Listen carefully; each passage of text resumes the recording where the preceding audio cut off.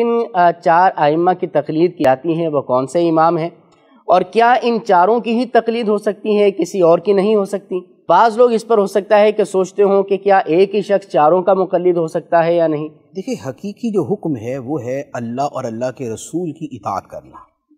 جو قرآن میں فرمایا گیا، جو حدیث میں فرمایا گیا، اس کی پیروی کرنا، یہ ہے سب سے مرکزی حکم جو قرآن پاک کے اندر بار بار ہے، اطیع اللہ و اطیع الرسول، اللہ کی اطاعت کرو اور رسول کی اطاعت کرو۔ اب سوال یہ ہے کہ اللہ کی اور اللہ کے رسول کی جو اطاعت کرنی ہے وہ تو اسی سے ہوگی کہ ہم قرآن حدیث کا مطالعہ کریں، لیکن مسئلہ یہ ہے کہ ہر بندہ قرآن حدیث کا مطالعہ کرنے کی صلاحیت نہیں رکھتا۔ مثلا آپ اپنے علاقے میں دیکھ لیں، جہاں پر بھی آپ رہتے ہیں، یا جو مدنی چینل کے ناظرین ہیں وہ اپنے پاس پڑوس میں دیکھ لیں، اپنے آپ کو دیکھ لیں کہ کیا وہ قرآن و حدیث کا مطالعہ کرنے کی صلاحیت رکھتے ہیں؟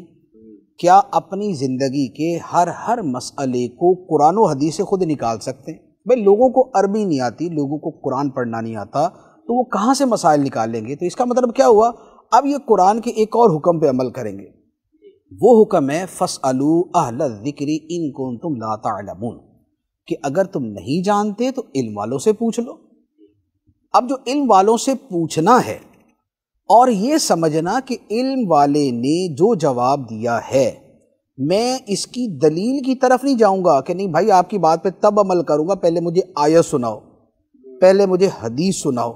ایسا نہیں ہوگا۔ وہ کہے گا جاؤ بھائی خود ہی آگے کر لو، جو بھی کرنا ہے۔ ہوتا کیا ہے، ہم اس پر اعتماد کرتے ہیں کہ جو اس نے بیان کیا ہے اس نے قرآن و حدیث کی روشنی میں ہی بیان کیا ہے، تبھی تو اس اعتماد کے ساتھ ہم اس کے پاس جاتے ہیں۔ تو یہ کہ کسی پر ایسا اعتماد کرنا کہ اس نے قرآن و حدیث کا مطالعہ کر کے ہی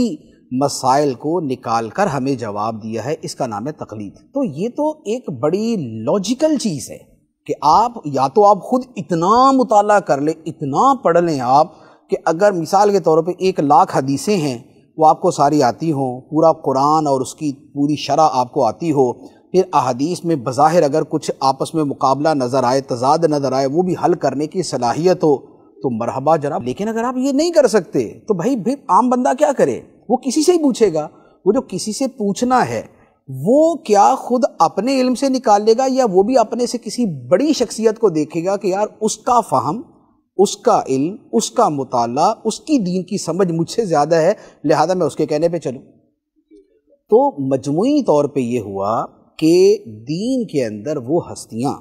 کہ جن کا علم قرآن، فہم قرآن، علم حدیث، فہم حدیث، اجتہادی صلاحیت، ذہانت، فراست اور تقوی، طہارت، یہ سب چیزیں نہایت نمایاں تھیں، تو ان کے کہے ہوئے کو بذات خود یہ سمجھ کے کہ یار ان کا تو کہہ دینا ہی دلیل ہے، حقیقت میں دلیل پیچھے قرآن حدیث ہی ہے، لیکن ان پر ایسا اعتماد ہے کہ بھائی انہوں نے کہہ دیا تو یہ کہنا ہی دلیل ہے، اس کا نام ہے تقلید۔ تو یہ تقلید اس وقت 4 اماموں کی جاتی ہے: نعمان بن ثابت امام ابو حنیفہ، امام مالک بن انس، امام احمد بن حنبل، امام محمد بن ادریس شافعی رحمۃ اللہ تعالی علیہم اجمعین۔ ان سے پہلے اور بھی مجتہد ہوا کرتے تھے، حضرت سفیان ثوری ہیں، حضرت ابو ثور ہیں، ابو اللیث ہیں، سعید بن مسیب ہیں، سعید بن جبیر ہیں، اور حضرت سلمان بن یسار ہیں۔ ایک تعداد ہے جنہیں فقہائے مدینہ کہا جاتا ہے، یا اور امام اوزاعی ہیں، امام نخعی ہیں، امام علقمہ ہیں، امام اسود ہیں، یعنی یہ مجتہدین کی ایک تعداد ہے۔ لیکن بات یہ ہے کہ جب ہم نے پورے دین پہ عمل کرنا ہے تو یہ جو دیگر مجتہدین ہیں ان کی ہر مسئلے میں ہمارے پاس ان سے کوئی روایت نہیں ہے۔ یعنی ہم یہ کہیں جی ہم حضرت عبداللہ بن مسعود کی تقلید کریں گے، لیکن ہر مسئلے میں ہم تک ان کی روایت پہنچی نہیں ہے، ان 4 کی پہنچی ہوئی ہے، لہذا یہ کامل ہیں کہ ان کی فقہ ہم تک کامل طریقے سے پہنچے، لہذا ہم ان کی تقلید کرتے ہیں۔ اب ایک ہی وقت میں ایک کی اس لیے کرتے ہیں کہ بھائی اگر 4 کی یوں کریں گے نا، یا ایک سے زیادہ کی کریں گے تو پھر ان کی تقلید کم ہوگی، نفس کی زیادہ ہوگی، کیونکہ لوگوں میں جتنا دین دیانت ہے وہ تو آپ کو پتہ ہی ہے، سمجھتے کہ لوگوں کو جہاں سہولت نظر آئے کود پڑتے، یہاں اس نے حلال کہا، وہاں اس نے حلال کہا، وہاں اس نے حلال کہا، وہاں اس نے حلال کہا۔ یہ تو وہ چیز ہے جو ہم اپنے معاشرے میں دیکھتے، یار اس سے پوچھ کے دیکھ لو، تو ذرا اس سے پوچھ کے دیکھ لو۔ تو اگر یہ چھوٹ ہو نا کہ جو جس کی چاہے کر لے، اگرچہ 4 امام برحق ہیں لیکن یہ چھوٹ ہو کہ جس کی چاہے تقلید کر لیں تو پھر لوگ جو ہے نا آج حنفی بنے ہوں گے، کل شافعی بنے ہوں گے، پرسوں مالکی، اور 4 دن بعد نا وہ حنبلی بنے ہوئے ہوں گے. تو یہ نفس پرستی ہوگی، یہ قرآن اور حدیث کی پیروی نہیں ہوگی. تو اس لیے یہ علماء نے واجب جو ہے نا اسے قرار دیا ہے کہ کسی ایک کی تقلید کی جائے تاکہ نفس پرستی نہ ہو بلکہ دین پر عمل.